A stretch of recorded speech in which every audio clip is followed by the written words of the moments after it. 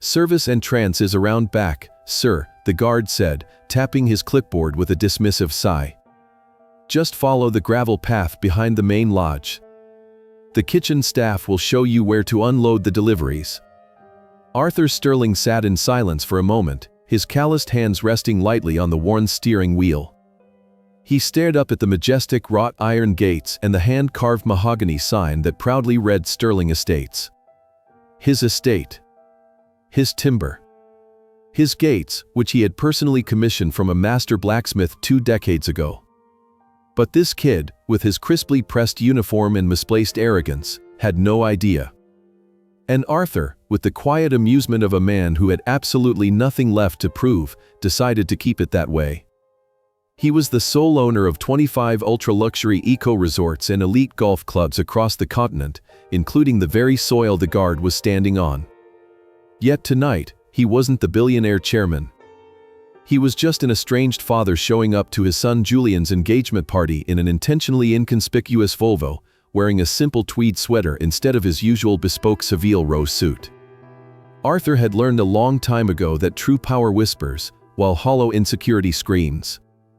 This battered old car had become his absolute favorite disguise, a perfect way to move through the world unnoticed, silently observing how his empire truly operated when the king was dressed as a pawn. Arthur offered a gentle nod to the young guard, accepting the dismissal without a single word of protest. He shifted the heavy gears of the Volvo. The car slowly rolled backward, its worn tires crushing the white decorative stones beneath them. As he turned the steering wheel toward the hidden service road, he watched the magnificent main entrance disappear from his rearview mirror. The grand facade faded away, replaced by the towering ancient pines that shielded the service alley from the delicate eyes of the wealthy guests. He breathed in the cool evening air seeping through the slightly cracked window. He had always loved this specific part of the estate. The service corridors, the hidden pathways, and the back alleys were the honest veins of his empire. Out front, everything was an illusion of the ego, a grand theatrical performance where people wore their deep insecurities like expensive jewelry. But back here, there was only truth.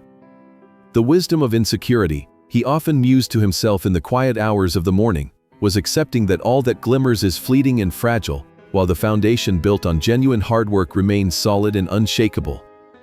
The gravel path wound down a steep incline, taking him deeper into the operational heart of the massive lodge.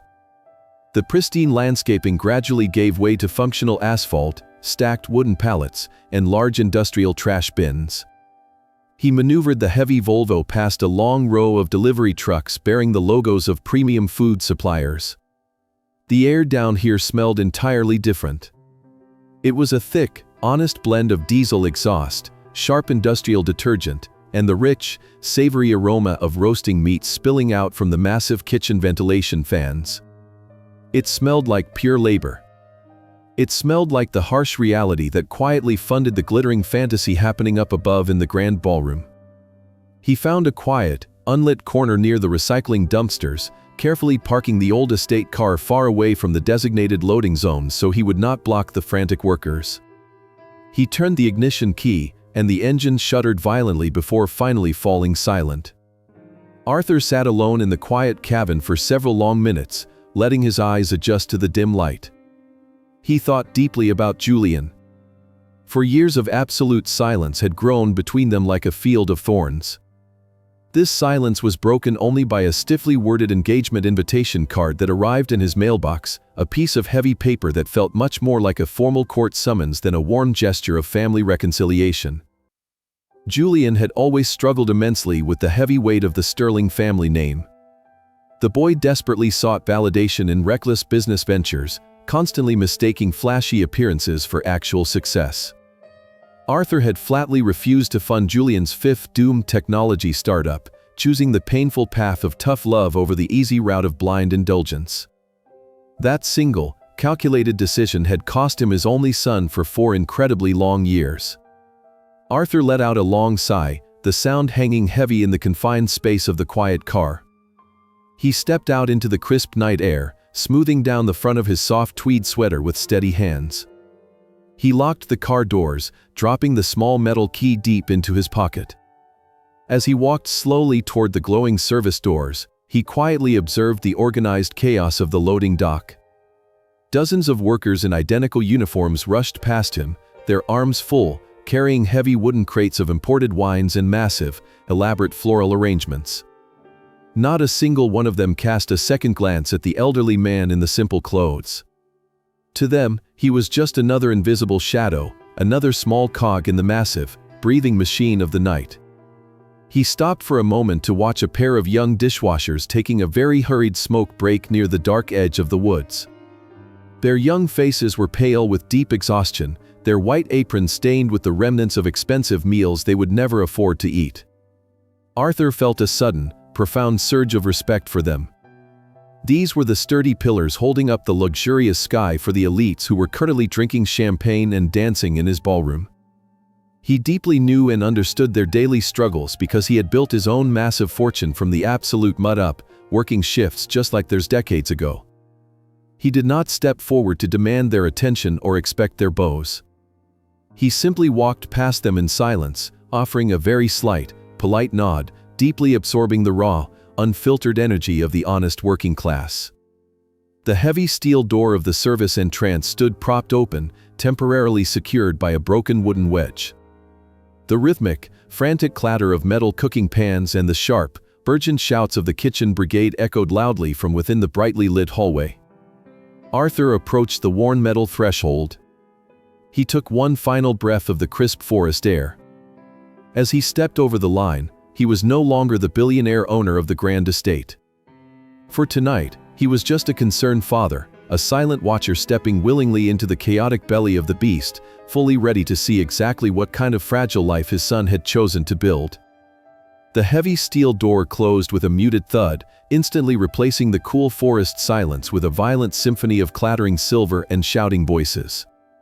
Arthur stepped into the heat of the main kitchen, the air thick with the scent of reduced balsamic and searing fat.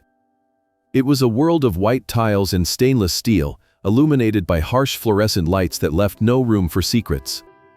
To anyone else, it was chaos, but to Arthur, it was the engine room of his life. He kept his head low, tucking his hands into the pockets of his tweed sweater, and moved toward a stack of clean linen crates in the corner. He became a shadow among the steam, a quiet observer in a room full of people too frantic to notice an elderly stranger. In the center of the storm stood Martha, the executive chef and manager he had personally headhunted 6 years ago. Her silver hair was pulled back in a tight, punishing bun, and sweat beaded on her forehead. She was standing at the pass, the long metal counter where the final dishes were inspected before service. Beside her, 3 servers stood trembling, clutching silver trays as if they were shields. Martha was staring at a plate of pan-seared sea bass that had clearly been returned from the ballroom. "This is the 5th time, chef," one of the servers whispered, her voice cracking with exhaustion. "Mrs. Vance says the garnish looks depressing. She said it reminds her of a funeral and demanded we replace the microgreens with edible gold leaf, even though we told her we ran out during the appetizer course." Martha closed her eyes for a 3-second count, her knuckles white as she gripped the edge of the counter. "Tell the lady that we are out of gold leaf," she said, her voice a low, controlled rasp. "Tell her the sea base is prepared exactly to the specifications she signed off on 4 days ago." "I tried," the server replied, nearly in tears. "She told me that if I didn't find the gold leaf, she would make sure I never worked in this state again. She said she knows the owner of this estate personally and that he would fire us all with a single phone call if his dear friends were unhappy." Arthur, standing 10 feet away in the shadows, felt a sharp spark of cold anger ignite in his chest. He knew every person he had ever given his personal number to, and the name Vance was certainly not on that list. He watched Martha take a deep breath and turn back to the stove, her shoulders sagging under a weight that had nothing to do with the heavy pans. The kitchen was supposed to be a place of pride and precision, but the atmosphere here was poisoned by fear. It was the kind of fear that killed creativity and broke the spirit of good people. Suddenly, the swinging double doors from the ballroom burst open with a loud bang. The kitchen went silent for a heartbeat as a tall, slender woman in a gown that cost more than a mid-sized sedan stormed into the plating area. It was Cassandra Vance. Her face was a masterpiece of expensive fillers and surgical precision, frozen in a permanent expression of aristocratic disdain. She ignored the yellow caution tape and the strict health codes, marching straight toward Martha with a pointed finger. "Is this what you call 5-star service?" Cassandra shrieked, her voice cutting through the steam like a jagged blade. "My daughter is out there celebrating the most important night of her life, and you are serving us garbage. I asked for menu changes 17 times over the last 2 weeks to ensure perfection, and yet you still fail to grasp the simplest instructions." "Mrs. Vance, this area is off-limits for guests," Martha said, trying to maintain a professional tone despite the visible tremor in her hands. "We are doing our absolute best to accommodate your requests, but edible gold leaf was not in the final contract." "The contract is irrelevant when you are dealing with people of our stature," Cassandra snapped, her eyes scanning the room with disgust. Her gaze passed over Arthur, lingering on his old sweater for a fraction of a second before dismissing him as if he were a piece of discarded equipment. "My nephew is a senior editor at the National Travel magazine. One word from me and this entire resort will be a ghost town by Monday. Now, find that gold leaf, or I will find a manager who actually knows how to follow orders." Arthur watched as Cassandra turned on her heel and swept back toward the ballroom, leaving a trail of heavy, expensive perfume that smelled like artificial lilies. The silence she left behind was heavy and suffocating. Martha leaned over the counter, her head dropping into her hands. The young server who had been threatened was now openly weeping into her apron. Arthur stepped out from the shadows, his movements slow and deliberate. He walked toward a fallen kitchen towel near Martha's feet, leaning down to pick it up with a grace that belied his 68 years. He placed the towel on the counter, his eyes meeting Martha's for a fleeting moment. She looked at him, her eyes widening in a flash of recognition that nearly broke her professional mask. Arthur quickly pressed a single finger to his lips, a silent command that she understood instantly. He leaned in closer, his voice a low murmur that carried only to her ears. "Keep the kitchen moving, Martha," he said, his tone as steady as a mountain. "Do not give them the gold leaf. Serve the fish exactly as it is." Martha swallowed hard, the fear in her eyes replaced by a sudden, flickering hope. She nodded once, a sharp, jerky movement. Arthur turned away before anyone else could notice the interaction. He walked toward the service exit that led to the main hall, his mind already spinning with the data he was gathering. He had seen enough of the kitchen. He had seen the way his staff were being hunted like animals in their own sanctuary. As he pushed through the next set of doors, leaving the heat of the kitchen behind, his heart grew cold and focused. Julian had chosen to join a family of predators, and he had allowed those predators to feast on the very people who made the sterling name mean something. Arthur adjusted the cuffs of his tweed sweater, his face a mask of granite. The king was no longer just observing. He was preparing the battlefield. The transition from the sweltering, honest chaos of the kitchen to the air-conditioned artifice of the ballroom hall was like stepping from a forge into a winter garden. Arthur moved through the heavy oak doors, his footsteps silenced by the thick, hand-woven carpets of the foyer. He paused for a moment near a tall, mahogany-framed mirror, catching a glimpse of his own reflection. He looked like a retired gardener who had lost his way, a man of simple threads and quiet eyes. He didn't look like a man who could buy and sell every person in the next room twice over. He liked it that way. It gave him the vantage point of a ghost, allowed him to drift through the world without the burden of expectations. He entered the grand ballroom, and the sheer volume of the Vance family's ostentation hit him like a physical blow. When Arthur had designed this room, he had envisioned it as a temple of light and shadow, where the natural beauty of the surrounding forest would be invited inside through floor-to-ceiling windows. But tonight, the Vances had smothered that vision. Thousands of white lilies, their scent so cloying it felt heavy in the lungs, were arranged in massive, towering pillars that obscured the view of the moonlit lake. The lighting, usually soft and golden, had been dimmed to a theatrical purple hue that made the crystal chandeliers look like cheap plastic. It was a display of wealth that lacked the one thing money could never truly buy: class. Arthur moved toward the edge of the room, keeping his back to the intricate velvet draperies. He took a glass of plain water from a passing silver tray, nodding politely to the server who didn't even look him in the eye. The server was looking at the guests, searching for the heavy tippers and the loud talkers, oblivious to the fact that the man who paid his health insurance was standing right in front of him. Arthur watched the crowd. There were hundreds of them, a sea of silk, satin, and borrowed status. They laughed too loudly at jokes that weren't funny, their eyes constantly scanning the room to see who was watching them. It was a cacophony of insecurity, a desperate dance of people terrified of being forgotten. He saw Cassandra Vance near the center of the dance floor. She was draped in a shawl of silver fox fur that seemed entirely unnecessary for an indoor event. She was gesticulating wildly, her diamond rings catching the purple light as she regaled a group of socialites with stories of her many properties. Every few seconds, she would snap her fingers at a passing waiter, her face contorting into a mask of irritation if the service was not instantaneous. She was the conductor of this hollow orchestra, and she was playing every note with a jarring, aggressive vanity. Then, Arthur's breath caught in his throat. He saw Julian. His son was standing near the massive marble fountain, a dark navy suit tailored so tightly it seemed to restrict his breathing. Julian looked older than 38. The 4 years of estrangement had etched deep lines around his mouth, and his hair was thinning at the temples. He held a champagne flute with a grip so tight his knuckles were white. He looked like a man standing on a ledge, pretending to enjoy the view while praying the wind wouldn't blow. Standing beside him was Isabella Vance. She was undeniably beautiful in a sharp, cold way, her red silk dress clinging to her like a second skin. She was laughing, her hand resting possessively on Julian's arm, but her eyes remained restless, darting across the room as if she were already looking for something better.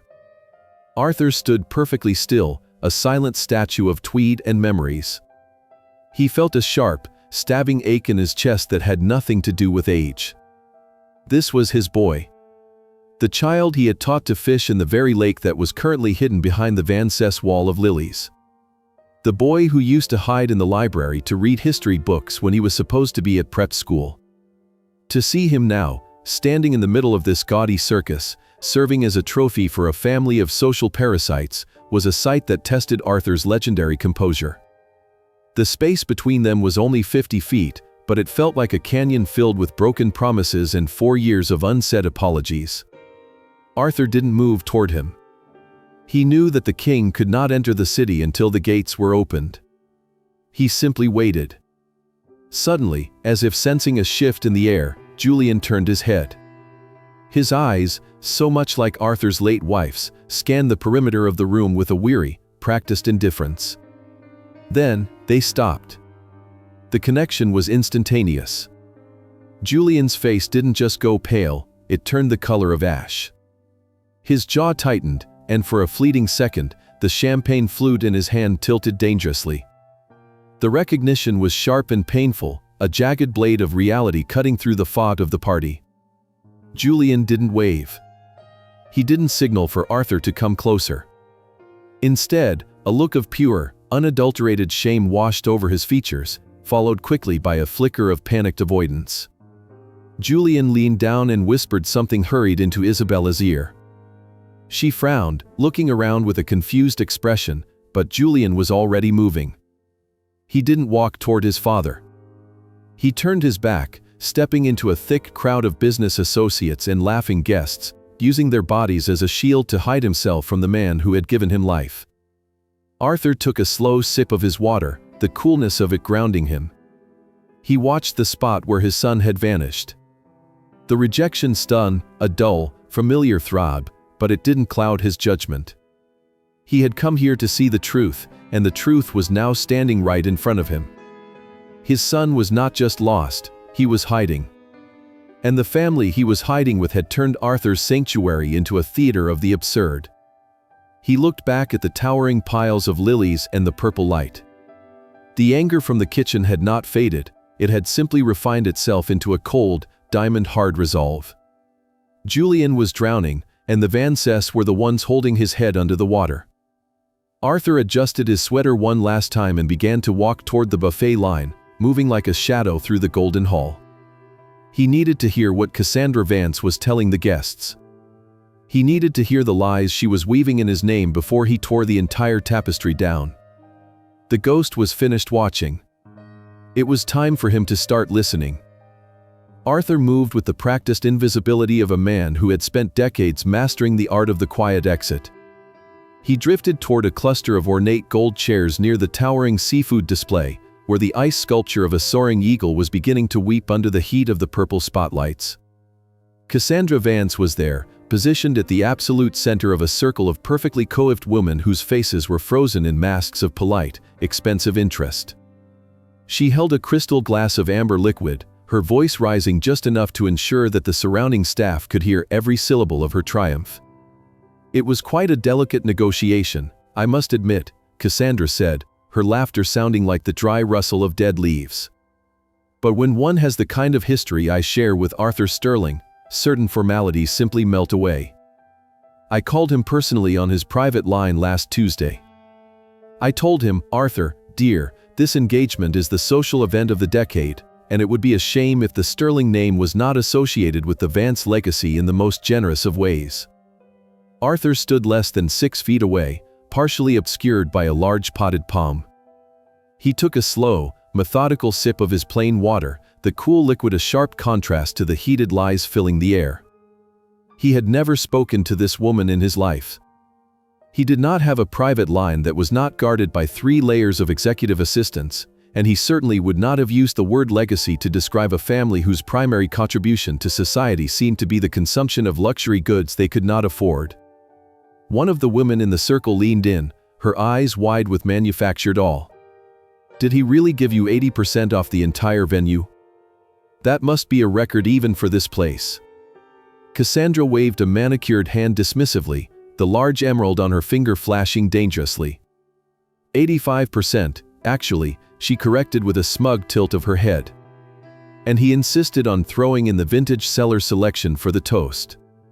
"He told me it was a gift for Isabella, a tribute to the long-standing friendship between our houses. It is all about who you know, darlings. This world is built on the foundations of exclusive handshakes and whispered favors. If you do not have the right people in your contact list, you are simply paying for other people's lifestyles." Arthur watched her carefully. He noticed the way her eyes flickered toward the general manager, who was standing near the bar with a face of stone. The manager knew the truth, of course. He knew that the contract was a mess of bounced checks and legal threats. But Cassandra was banking on the fact that in a room full of the elite, no one would dare to call out a lie that sounded so much like success. It was a classic display of the hollow ego, a desperate attempt to manufacture a reality out of thin air. She was trying to shout her status into existence, oblivious to the fact that the very man she was claiming to manipulate was standing right there, observing the cracks in her facade. A young server approached the group with a tray of hors d'oeuvres, his movements stiff with anxiety. Cassandra did not even stop talking as she reached out and took 3 napkins, dropping 2 of them onto the carpet without a second glance. "This place has certainly gone downhill lately," she remarked, loud enough for the boy to flinch. "The staff are so clumsy.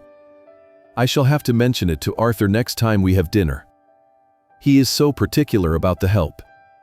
The cruelty was so casual, so effortless, that it made Arthur's pulse thrum with a slow, rhythmic heat. He looked down at his glass. The water was still, reflecting nothing but the fake purple light of the ballroom. He thought about the wisdom of insecurity again. Cassandra was so terrified of being seen as ordinary that she had created a monster of a persona to protect herself. She was a prisoner of her own performance. Across the room, he caught a glimpse of Julian again, still avoiding his gaze, still tethered to Isabella's side like a frightened ghost. Arthur realized then that the discount Cassandra was bragging about was not just a lie about money. It was a lie about belonging. She wanted the world to believe she owned a piece of the Sterling soul. She wanted to believe she had mastered the king. Arthur set his glass down on a side table with a soft, final click. The listening phase was over. He had heard the height of her arrogance, and he had seen the depth of her deception. The stage was set, and the script was being written in the cold, clear ink of his mind. He turned away from the circle of lies, his eyes searching for a quiet exit toward the service stairs. He had an empire to consult and a daughter-in-law to investigate. Arthur had nearly reached the shadowed hallway leading to the administrative wing when the sharp click of stiletto heels against the marble floor echoed behind him. He did not need to turn around to know that his invisibility had finally reached its limit. A hand, cold and decorated with a manicured grip, landed on his elbow. It was not a gentle touch, it was the grasp of someone claiming authority over a wandering intruder. "Julian, wait," Isabella's voice rang out, sharp and melodic, cutting through the low hum of the ballroom music. "Who is this gentleman you were trying so desperately to avoid?" Arthur turned slowly, his expression a mask of grandfatherly patience. Julian stood 3 feet away, his face the color of damp parchment. The younger man's eyes darted around the room, searching for an exit that did not exist. He looked like a cornered animal, terrified that the world he had painstakingly built out of lies was about to come crashing down. Isabella, on the other hand, looked radiant and predatory in her red silk. She studied Arthur's tweed sweater and his worn shoes with a look of profound, clinical distaste. Julian swallowed hard, his Adam's apple bobbing painfully. "Isabella, this is," he paused, the silence stretching out like an open wound. "This is my father, Arthur." Isabella's eyebrows shot up toward her perfectly styled hairline. A slow, mocking smile spread across her lips, one that did not reach her calculating eyes. "Oh," she said, the syllable dripping with a condescending sweetness. "The famous father. The one who has been so busy these last few years." She stepped closer, her expensive perfume filling Arthur's senses. It was a suffocating scent, the kind that tried too hard to announce its price tag. She looked Arthur up and down once more, her gaze lingering on the slight fraying at his sweater's cuff. "Julian mentioned you had fallen on some rather difficult times, Mr. Sterling. It is such a tragedy what the economy has done to people of your generation." Arthur remained silent, his gaze steady and unwavering. He watched his son, waiting for a spark of dignity, a moment where the boy he raised would stand up and reclaim his heritage. But Julian only looked at the floor, his shoulders hunched as if he were trying to become smaller. "Yes," Julian stammered, his voice thin and brittle. "I told you, Isabella. My father was a small-time accountant. He lost almost everything during the housing crash a few years ago. Bad investments, you know. He has been living on a very modest pension in a small apartment outside the city ever since." The lie hit Arthur with the force of a physical blow, yet his face remained as still as a mountain lake. He felt a profound, hollow ache for the man standing before him. Julian was so terrified of the Van Cest judgment that he had turned his own father, a man who built a continental empire, into a cautionary tale of professional failure. To Julian, Arthur's success was a threat to his own fragile ego. To Julian, it was easier to have a bankrupt father than a successful one he could never hope to emulate. Isabella reached out and patted Arthur's hand with an air of theatrical pity. It was the kind of gesture one might offer to a stray dog. "Well, we must make allowances for family, I suppose. It is brave of you to show up here tonight, Mr. Sterling. This must all be very overwhelming for you. The lights, the caviar, the elite company. It is quite a step up from a small apartment, isn't it?" Arthur looked at her, really looked at her, seeing the hollow vacuum behind the red silk. "You have a very interesting perspective on value, Isabella," he said quietly. His voice was like a deep, calm river, carrying a weight that made Julian flinch. Isabella laughed, a sharp, tittering sound. "I simply call it as I see it. In our world, value is visible. If you cannot see it, it does not exist." She turned to Julian, her tone shifting to one of boredom. "Darling, we really must get back to the guests.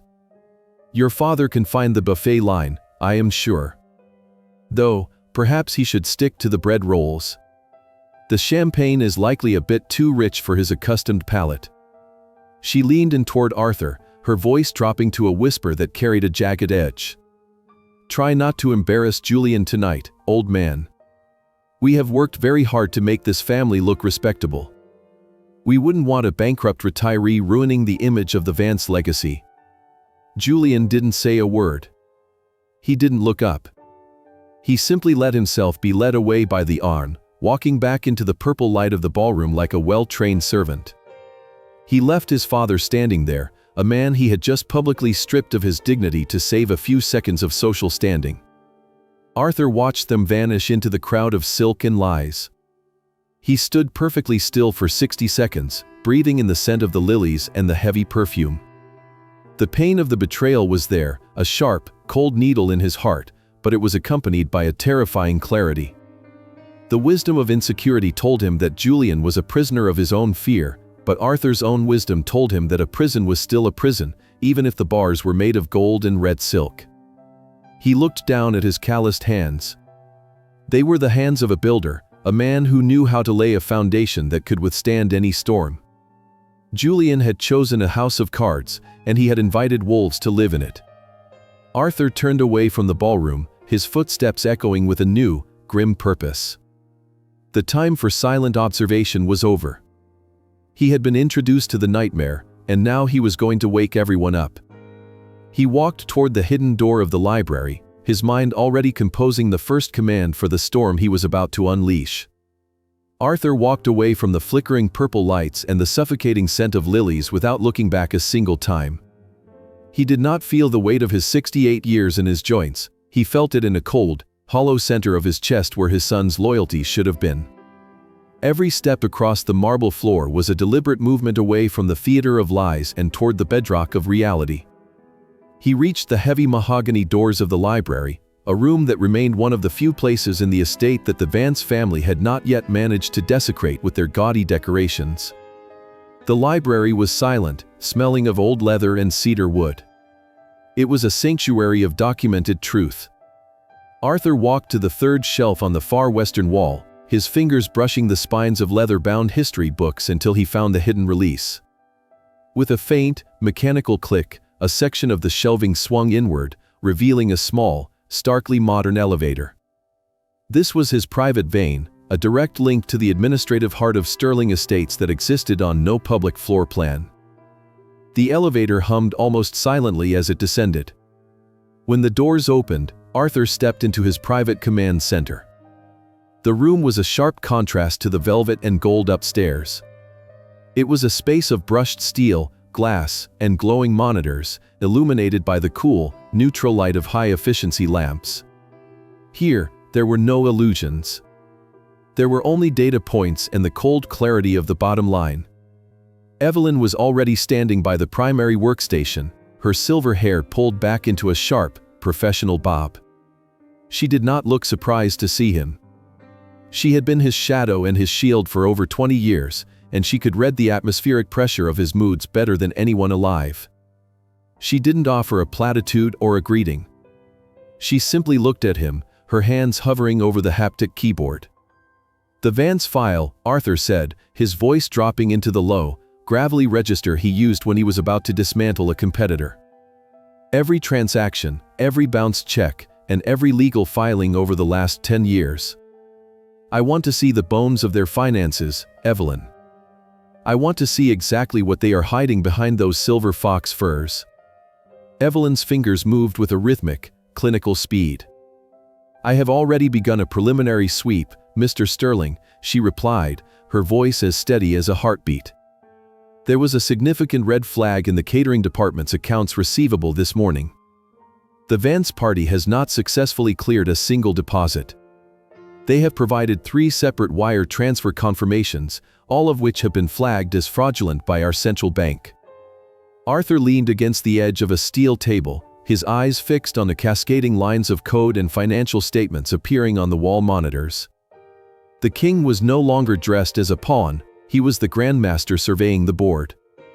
He watched as Evelyn pulled up a series of private credit reports. The Vance legacy, as Cassandra called it, was a crumbling ruin held together by a desperate web of high-interest loans and predatory credit cards.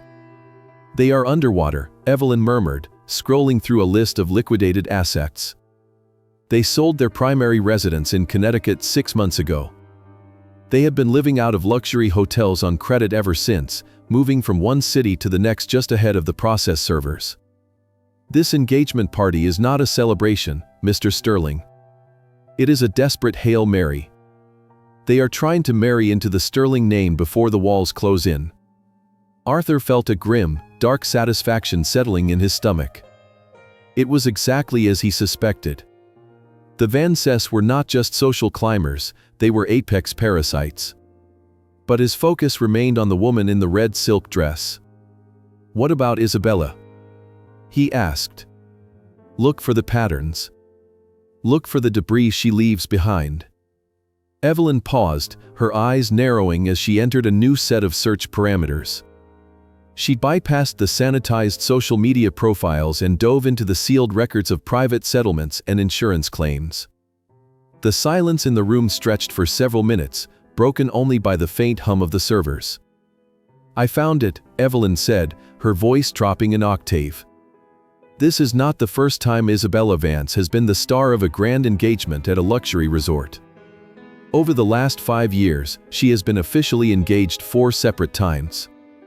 In every single instance, the engagement was terminated within 48 hours of a massive, televised party.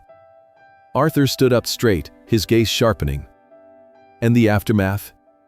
In every case, the Vance family filed a comprehensive civil suit against the groom's family or the venue, Evelyn explained, pulling up a series of legal documents.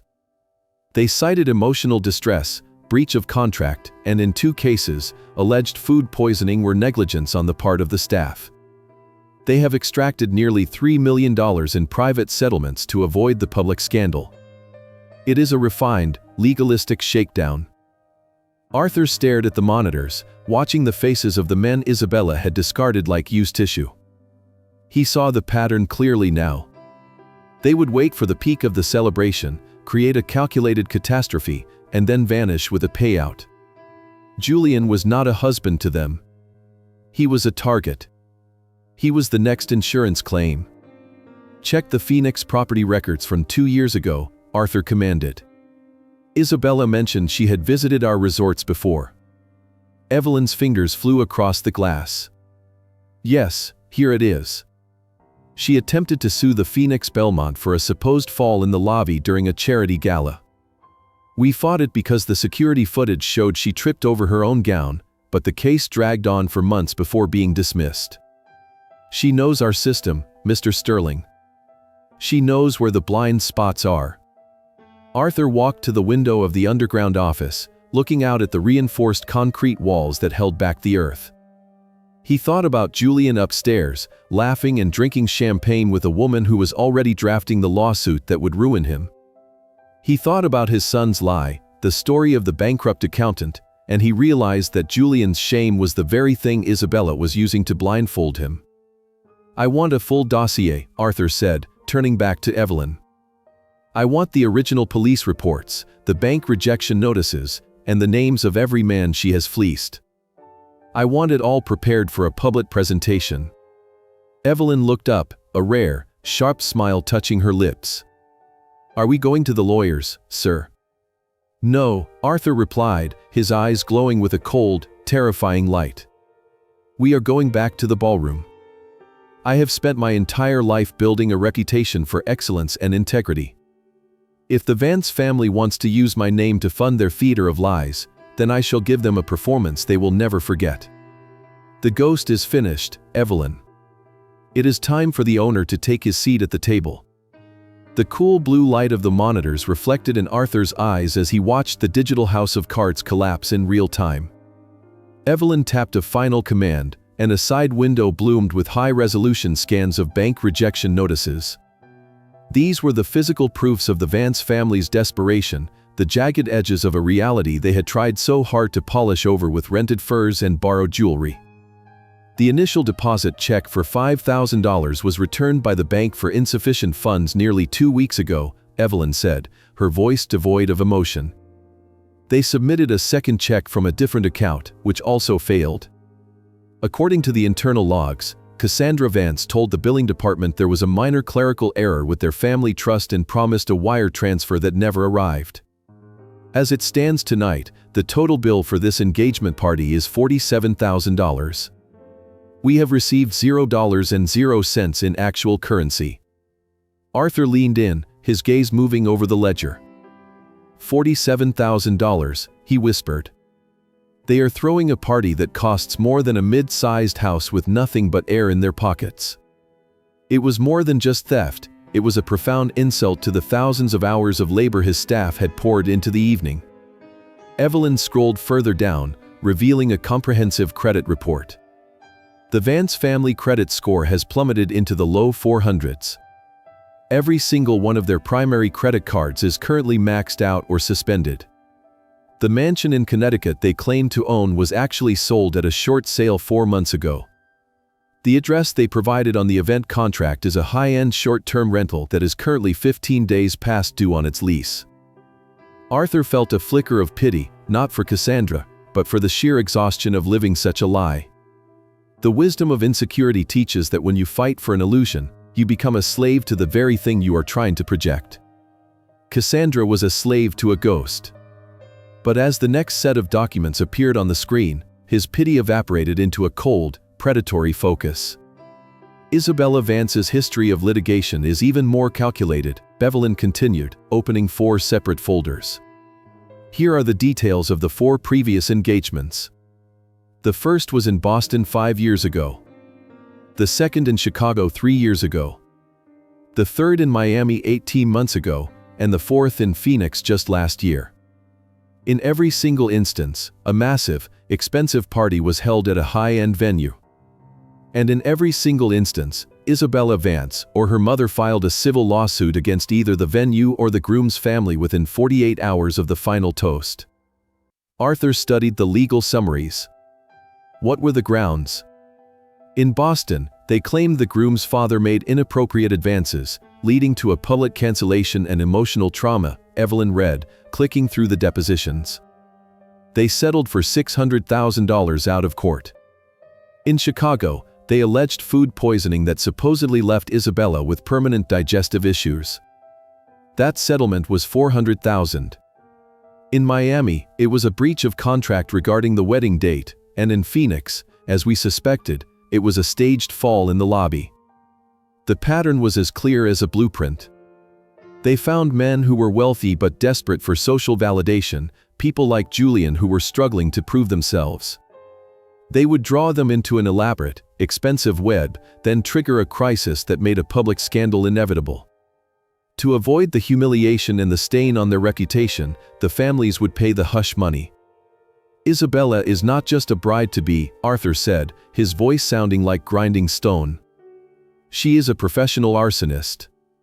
She waits for the moment when the fire is at its brightest, then she burns the house down and collects the insurance money.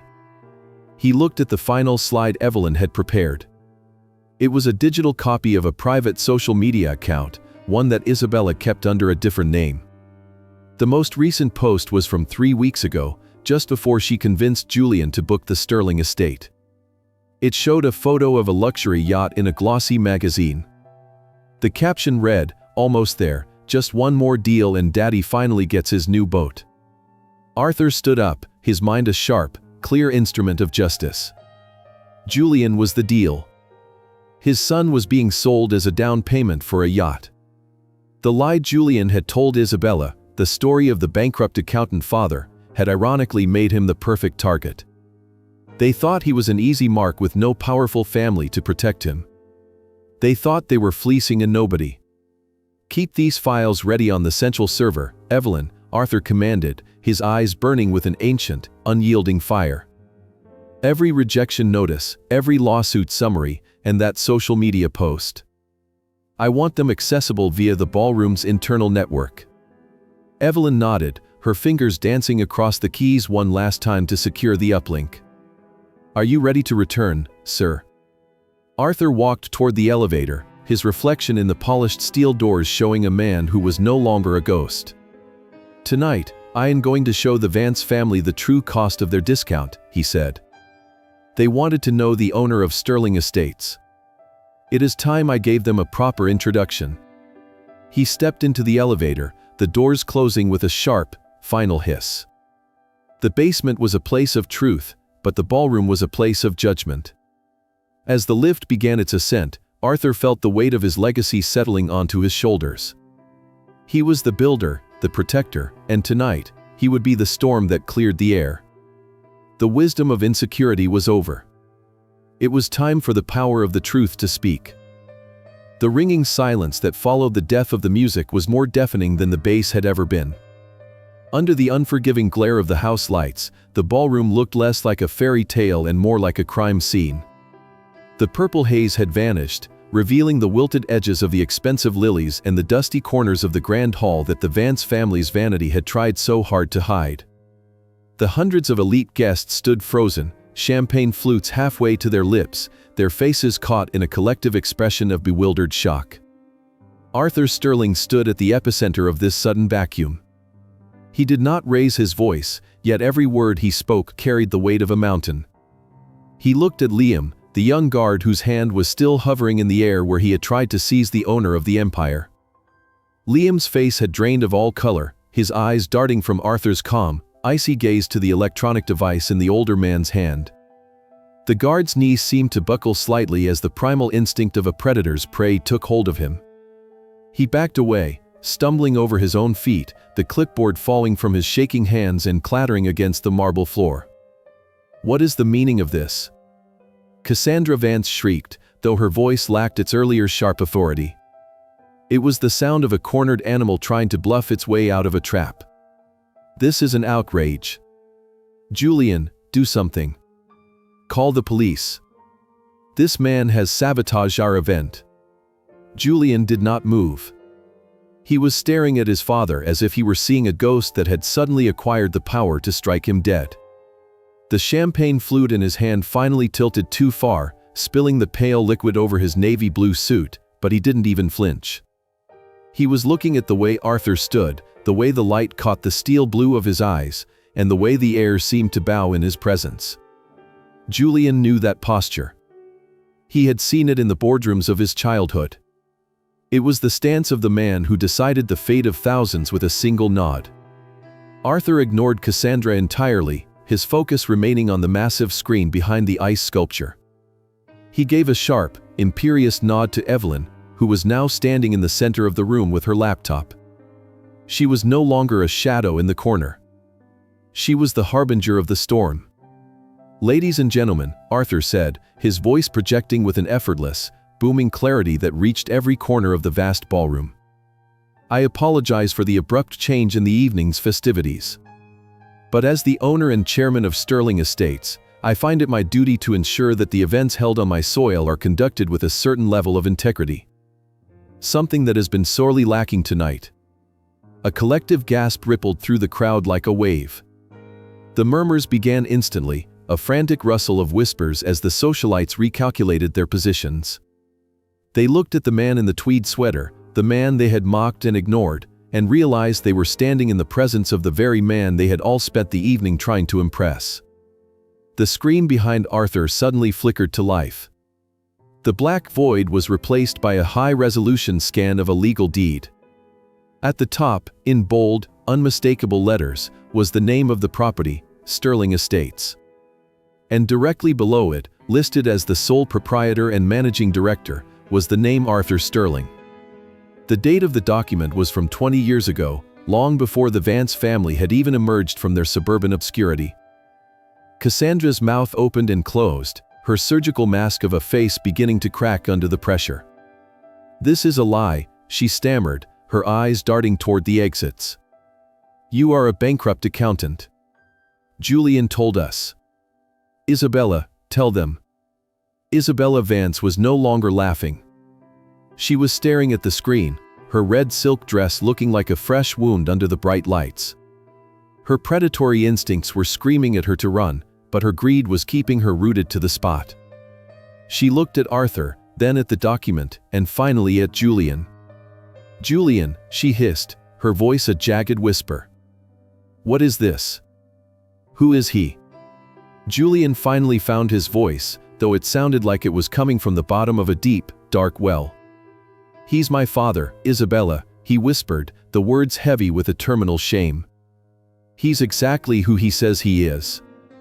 The room exploded into a cacophony of hushed conversations.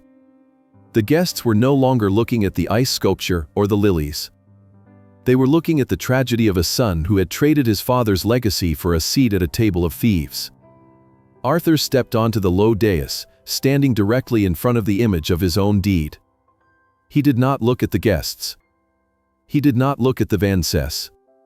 He looked at Julian. The shift in his demeanor was absolute.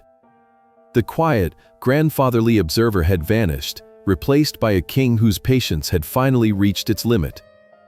"I have spent 68 years building this name," Arthur said, his voice vibrating with a cold, righteous anger. "I built it on the foundations of hard work, respect for my staff, and a refusal to give in to the hollow demands of the ego. Tonight, I walked through my own service entrance because my car was not expensive enough for my own gate guard. I sat in my own kitchen and watched my staff being threatened with their livelihoods by people who haven't paid a single cent for the air they are breathing in this room." He turned his gaze toward Cassandra, who was visibly trembling. "You claimed to know me personally, Cassandra. You told these people we were dear friends. You told them I gave you a discount as a tribute to your legacy. I have never met you. I have never spoken to you. And as of this moment, your legacy consists of 3 bounced checks and a mountain of fraudulent wire transfers." Cassandra reached out to grab a chair for support, her silver fox fur sliding off her shoulders and falling to the floor like a dead thing. The socialites who had been surrounding her moments ago suddenly stepped back, creating a wide, empty circle around the Vance family. They were no longer the stars of the evening. They were the infection, and the host was finally fighting back. Arthur looked back at the screen. "Evelyn, show them the next slide," he commanded. The image of the deed vanished, replaced by a stark, clinical spreadsheet. It was the internal billing log for the evening. In bright red font, the balance due was displayed for everyone to see, $47,000.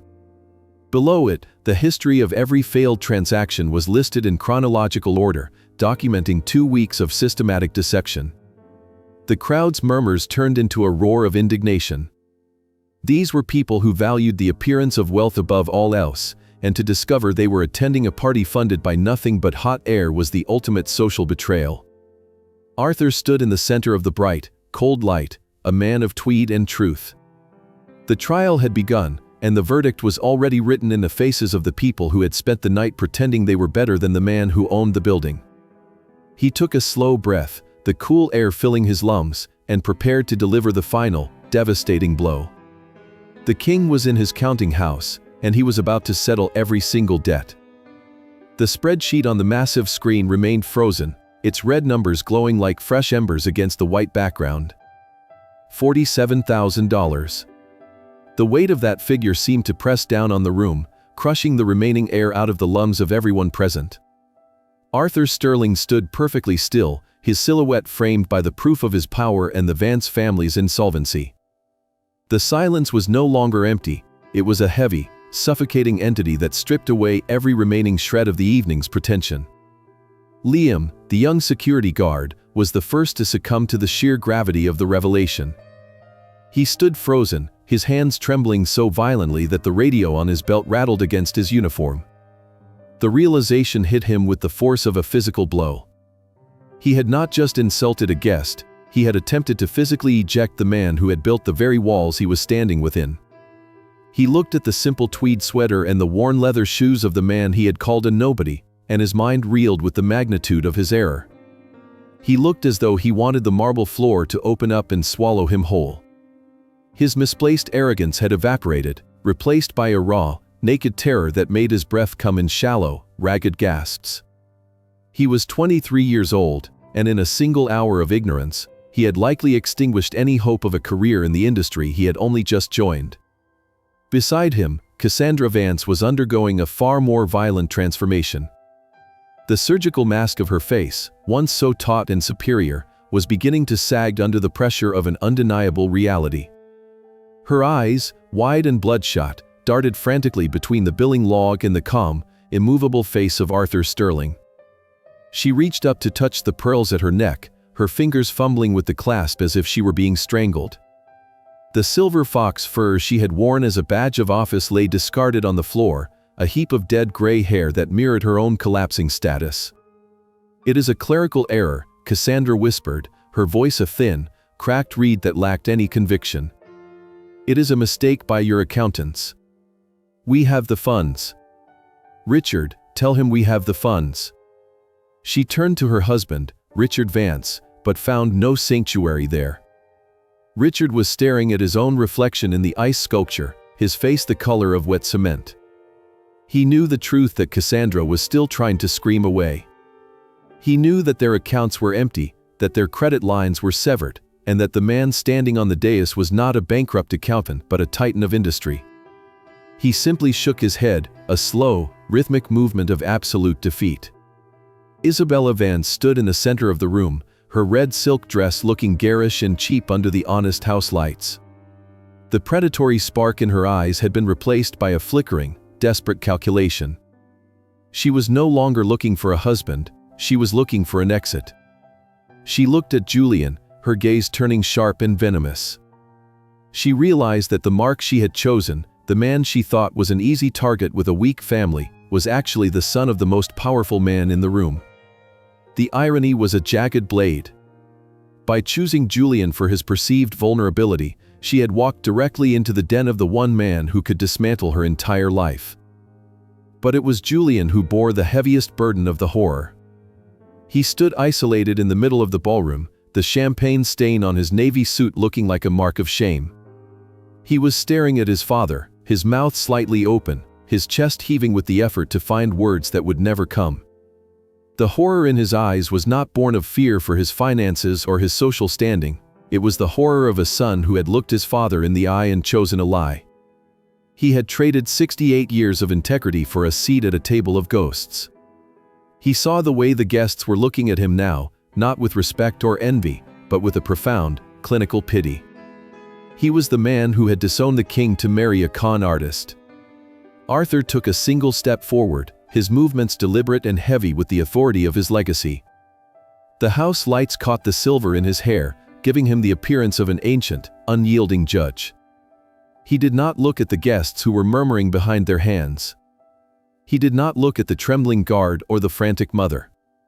He looked only at the two people who had turned his son into a stranger. "You looked at me tonight and saw a man who had nothing to offer," Arthur said, his voice echoing with a calm, terrifying resonance. "You saw a car that was too old and clothes that were too simple. You judged the value of a human soul based on the font of a business card and the price of a watch. You thought that by surrounding yourselves with my timber and my marble, you could absorb the strength of the Sterling name without ever having to earn it." He paused, the silence in the room thickening until it felt like a physical weight. "My hotels were built on the belief that every guest deserves respect, from the CEO in the penthouse to the traveler in the smallest room," Arthur continued. "But respect is a two-way street. You have walked through my halls like predators, laying on my staff, threatening their livelihoods, and using my reputation to fund a life you cannot afford. You wanted to know the owner of Sterling Estates. You wanted to see the man who could make or break you with a single phone call." Arthur gestured toward the screen, where Evelyn was already preparing the next set of documents. "Take a good look, Cassandra. Take a good look, Isabella. Because for the last 4 hours, I have been watching you. I have been listening to the lies you told in my name. And now, I am going to show this room exactly what those lies were built on." Isabella flinched as the screen flickered once more. The billing statement vanished, replaced by the first page of a confidential investigative dossier. The title of the document, printed in bold, clinical type, sent a fresh wave of terror through the Vance family. It was a summary of the Boston settlement from 5 years ago. The king was no longer just standing at the gate. He was tearing down the walls. And as the first details of Isabella's history began to appear for the elite of the city to see, the horror on the faces of the Vance family reached its zenith. They were not just being exposed as poor, they were being exposed as monsters. Arthur Sterling stood in the center of the light, his face a mask of granite, ready to deliver the final, devastating blow to the house of cards they call the legacy. The screen flickered, the Boston settlement document dissolving into a rapid-fire montage of legal headers from 3 other states: Chicago, Miami, and Phoenix. Each page bore the same names, the same allegations of emotional distress, and the same quiet, 6-figure bank transfers. Arthur stood with his arms crossed, a silhouette of absolute judgment against the glowing evidence of a decade of professional deception. "This is not just a series of unfortunate breakups," Arthur said, his voice ringing out through the silent ballroom like a funeral bell. "This is a business model. Isabella Vance has turned the sanctity of engagement into a predatory insurance scheme.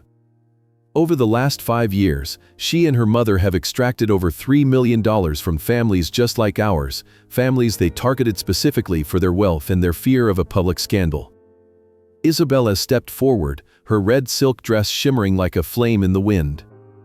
Her face was no longer a mask of cold disdain, she had shifted into the role of a wounded bird. Her eyes welled with tears that seemed to appear at her command, glistening under the bright house lights. "Arthur, please," she sobbed, her voice a fragile whisper that carried surprisingly well in the quiet hall. "You have to understand. We were in debt. We were desperate. But my feelings for Julian are real. I would never do anything to hurt him." Arthur did not even blink. He looked at her as if she were a complicated knot he had already decided to cut. "Evelyn, show them the social media archives," he commanded. The legal documents vanished, replaced by a screenshot of a private Instagram account under a hidden alias. The photo was of a glossy brochure for a custom-built yacht, and the caption, dated only 3 weeks ago, sent a physical shiver of disgust through the gathered guests. It read, "Looking for husband number 4, this time I am thinking a destination wedding, daddy needs a new yacht." The silence that followed was absolute. Julian, who had been standing as still as a statue, let out a ragged, choking sound that was half laugh and half sob. He looked at the screen, then at the woman he had intended to marry, and then at the floor. The woman he had defended against his own father had viewed him as nothing more than a down payment for a luxury boat. The red silk dress no longer looked like beauty to him, it looked like the blood of his own dignity. But Arthur was not finished. He turned his gaze toward Cassandra, who was frantically clutching her pearls, her mouth moving in a silent prayer of denial. "And then there is the matter of how you treat the people who actually build the world you inhabit," Arthur said. "Evelyn, play the audio from the kitchen." A sharp, clear recording began to play through the ballroom's high-fidelity sound system.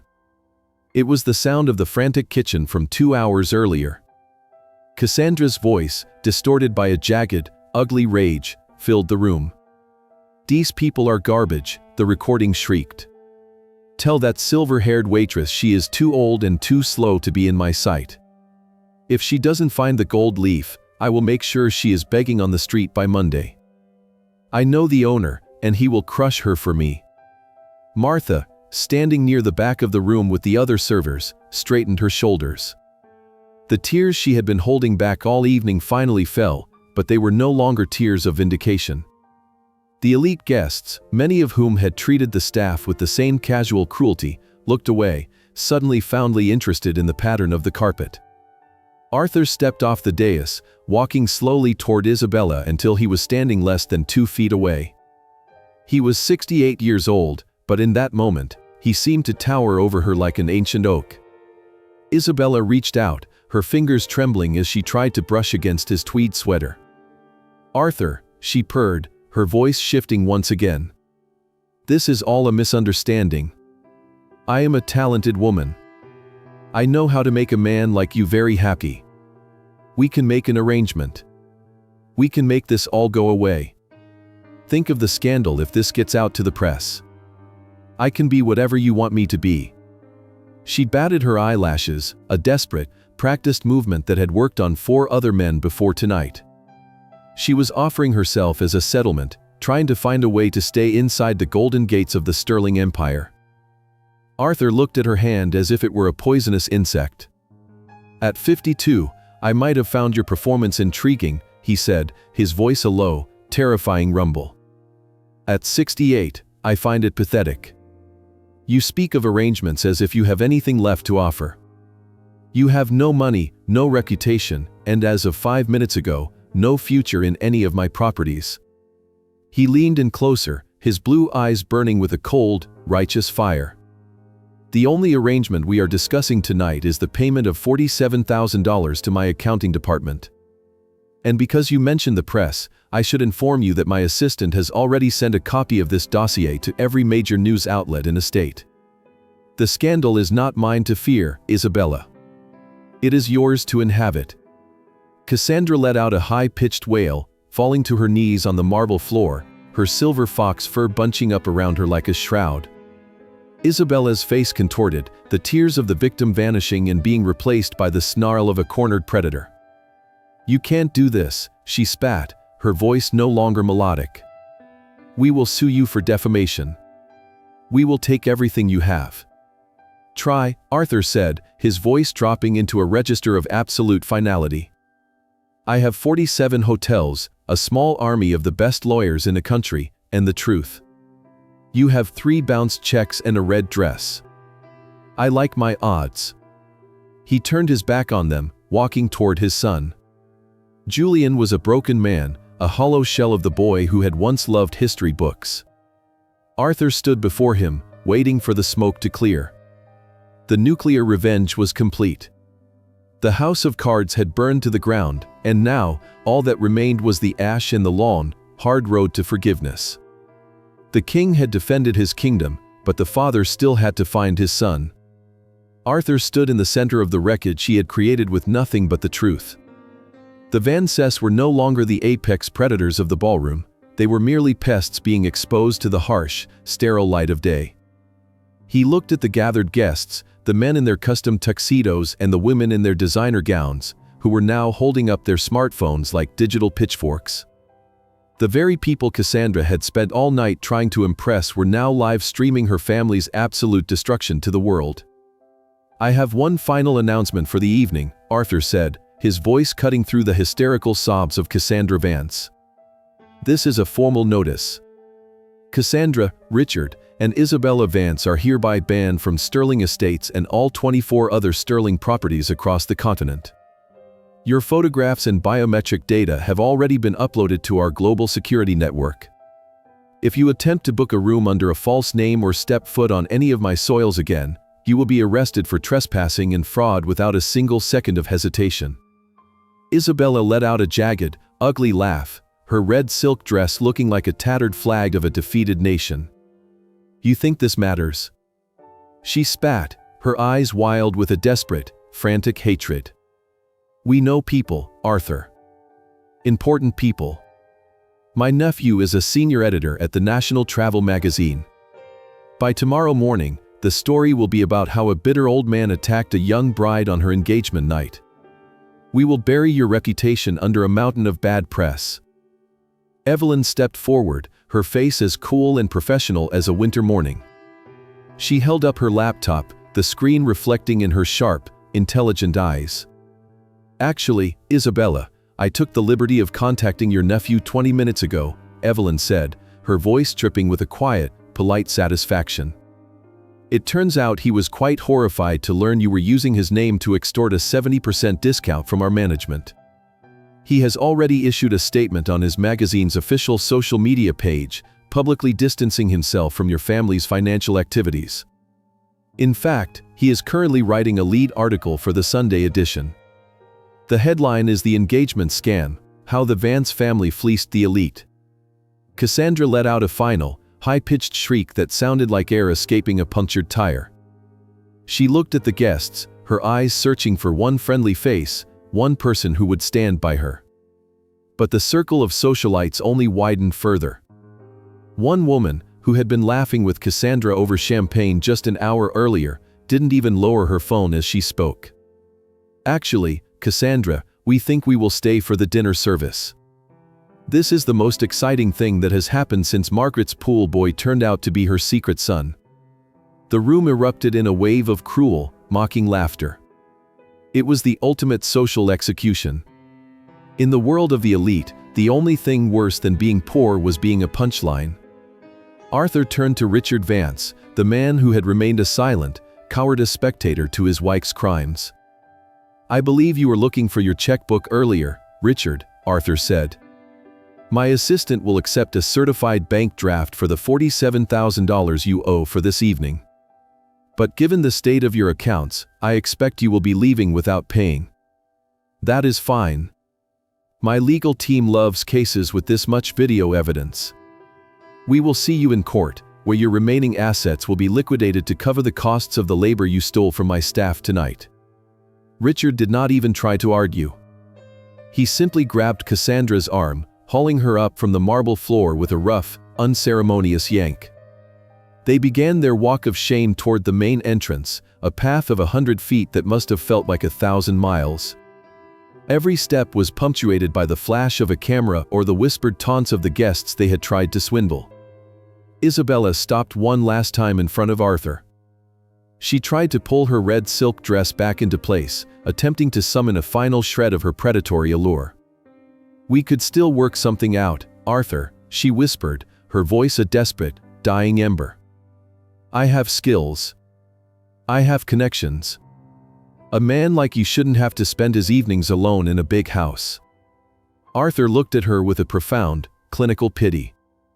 "I have 25 resorts, a loyal staff who are like family to me, and as of tonight, my dignity is fully intact.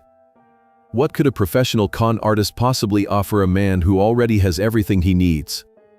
Isabella's face contorted into a mask of pure, unadulterated venom. "You're just a lucky old man in a cheap sweater," she hissed. Arthur offered her a very small, thin smile. "Perhaps," he replied. "But I am an old man who owns the building you are currently being kicked out of. Now, please leave. The air in here is already starting to clear." As the Vances fled through the grand mahogany doors, their expensive perfume fading into the scent of honest pine and clean air, the ballroom felt lighter. The theatrical illusion was gone, and the theater of lies was closed for the night. Arthur stood near the dais, watching them go, his heart heavy with the weight of the justice he had delivered.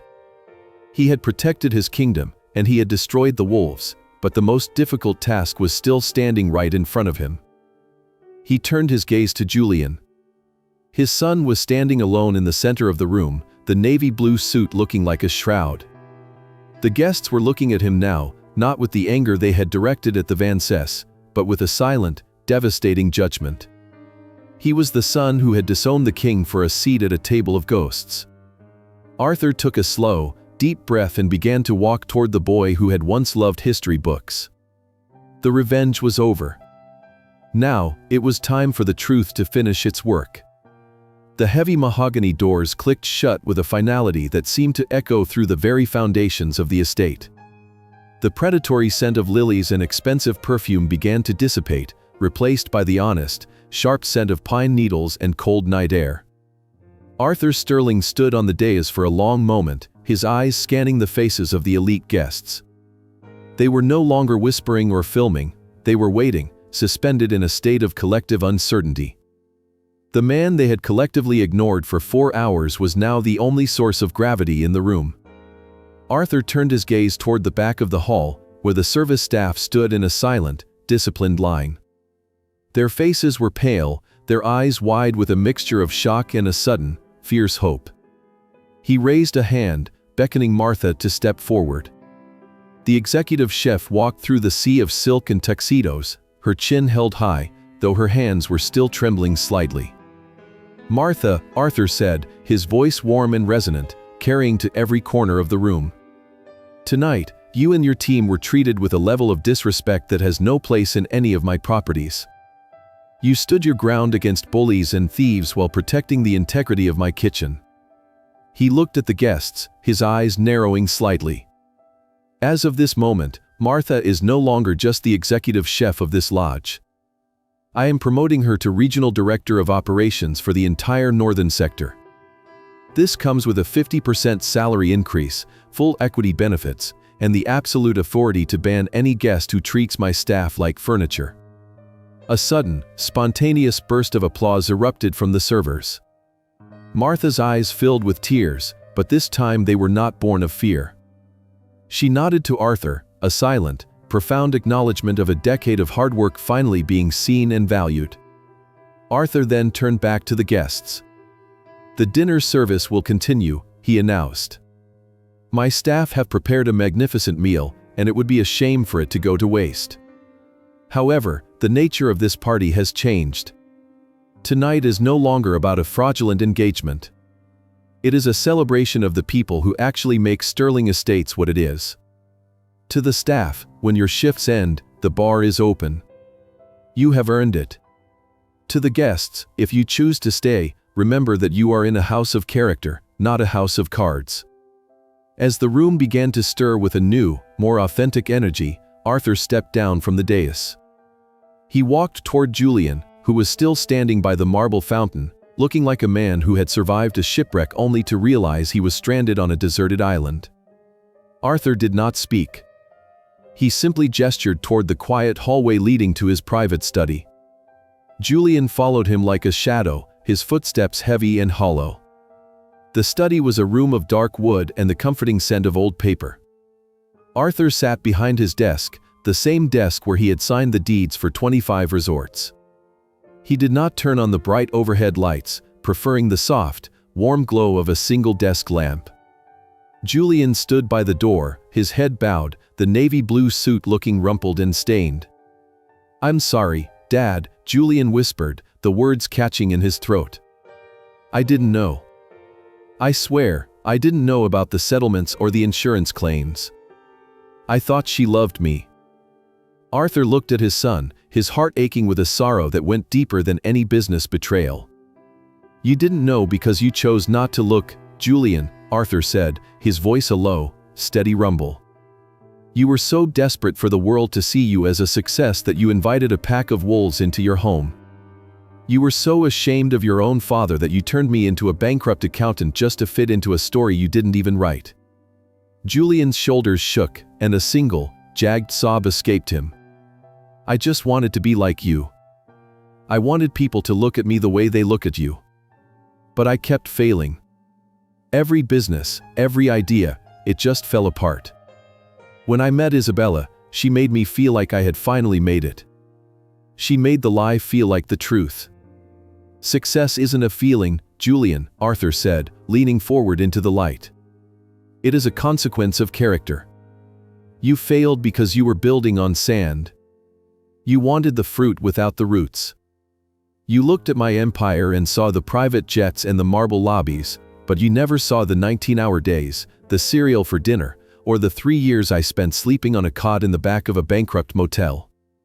Arthur stood up and walked around the desk, stopping directly in front of his son. He placed a hand on Julian's shoulder, his grip firm and uncompromising. "You disowned me tonight to protect your standing with people who were robbing you blind. That is not just a mistake, Julian.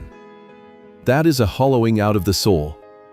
You have spent 4 years running away from the only person who would have told you the truth for free." "I know," Julian sobbed, finally looking up. His eyes were red and full of a devastating clarity. "I've lost everything, haven't I? The money, the reputation, the girl. I have nothing left." Arthur looked at him with a mix of stern discipline and unconditional love. "You have the truth," he said. "For a man like you, that is the most expensive thing you have ever owned. But you are a sterling, Julian. We don't stay in the ruins. We rebuild." Julian wiped his eyes with his sleeve, a flicker of hope appearing in the darkness of his shame. "Can I come back to the city with you? Can I work at the corporate office?" "No," Arthur replied, his voice flat and final. "You are not ready for the office. You are not even ready for the lobby. If you want to rebuild, you start at the bottom. You start where I started, where Martha started, and where every person who earns my respect started." Julian frowned, his brow furrowing in confusion. "What do you mean?" Arthur walked to the window, looking out at the vast, moonlit expanse of his estate. "You start Monday morning at 6 o'clock, he said. You will report to the groundskeeping crew. You will learn the difference between real labor and the illusion of status. You will work until your hands are as calloused as mine were 30 years ago. Only then will we see if there is any sterling timber left in you." Julian stared at his father, the reality of the sentence sinking in. He looked at his expensive navy suit and his manicured hands. Then, he looked at Arthur's steady, unwavering gaze. He realized that this was not a punishment, it was a rescue mission. "Okay," Julian whispered. 6 o'clock. Arthur nodded once, a sharp, decisive movement. "Good. Now go home, Julian. Get some sleep. The sun will be up in 4 hours, and the world is going to look very different when it does." As Julian walked out of the study, his footsteps sounded slightly more solid than they had when he entered. Arthur stayed by the window, watching the first faint hints of purple and gold beginning to touch the horizon. He had saved his kingdom, and he had saved his son, but the hardest work was only just beginning. The king had spoken, the father had acted, and now, the teacher had to wait for the light of the morning. The morning sun began to bleed across the horizon in shades of bruised purple and pale gold, illuminating the vast greenery of Sterling Estates. Arthur Sterling stood by the floor-to-ceiling windows of his study, watching the light reclaim his land. The house was quiet now, the echoes of the Vance's hysterical cries having long since been carried away by the wind. He saw a solitary figure standing near the edge of the staff parking lot. It was Liam, the young security guard, looking smaller and more fragile than he had at the start of the night. Arthur walked out to the veranda, the cool morning air filling his lungs. Liam looked up, his face pale with a deep, lingering terror. He stood perfectly still as the billionaire owner approached him. "Mr. Sterling, sir," Liam whispered, his voice cracking. "I wanted to say I am so sorry. I truly didn't know." Arthur stopped a few feet away, his hands clasped behind his back. He looked at the boy, really looked at him, seeing the ignorance that often comes with youth and a lack of perspective. "You didn't know," Arthur repeated quietly. "And that is exactly the problem, Liam.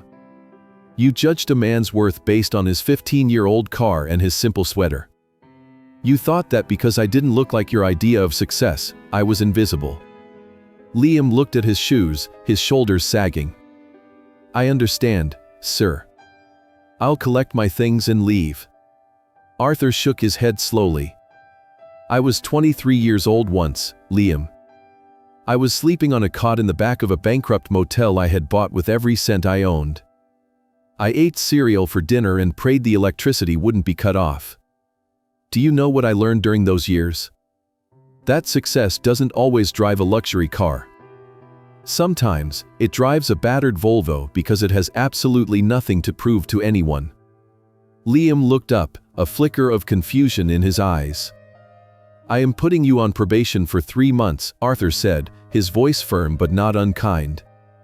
"You will work in every single department of this estate. You will scrub toilets with housekeeping, you will peel potatoes in the kitchen with Martha, and you will carry luggage for the guests. If you can survive that, and if you can learn that every human being who walks through those gates deserves your respect regardless of what they wear, then we will talk about your future here." Liam's face lit up with a sudden, desperate hope. "Thank you, sir. I won't let you down." "You already did," Arthur replied. "The question is whether you will do it again.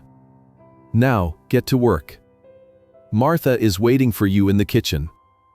As Liam hurried away, Arthur turned his attention to the great lawn. It was exactly 6 o'clock in the morning. A lone figure in heavy work boots and a stained canvas jacket was already pushing a heavy manual lawnmower across the dew-covered grass. It was Julian. He didn't look like a man who belonged in a navy blue suit or a ballroom. He looked like a man who was struggling, his breath visible in the cold air, his movements slow and unpracticed. But he was there. He had shown up. Arthur watched his son for a long time. He felt a profound sense of peace settle over him. He had spent decades building 25 luxury resorts, but he realized that the most important thing he had ever built was the bridge back to his own family. He had stripped away the lies, destroyed the predators, and left Julian with nothing but the truth and a heavy mower. It was the greatest gift a father could ever give a son. This story teaches us a profound life lesson about the nature of true value. We live in a world that often screams for attention, where people wear masks of wealth to hide their deep insecurities. But real power whispers. It is found in the calloused hands of those who work, in the integrity of those who stand up for the vulnerable, and in the wisdom to know that respect is earned at every level of life. Sometimes, we must go through the service entrance to truly appreciate the main door, and we must remember that the people who matter most are often the ones serving, not the ones being served.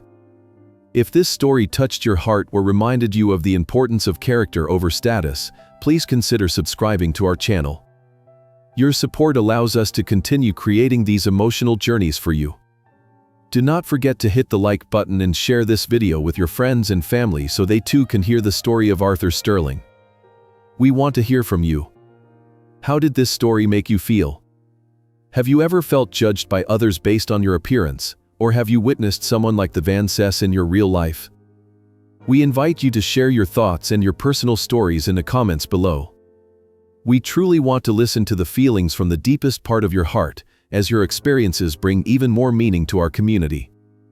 We wish everyone watching this video a life filled with good health, happiness, and inner peace every single day. May you always find the strength to be your authentic self and the wisdom to see the true value in others. Thank you for listening, and we will see you in the next video.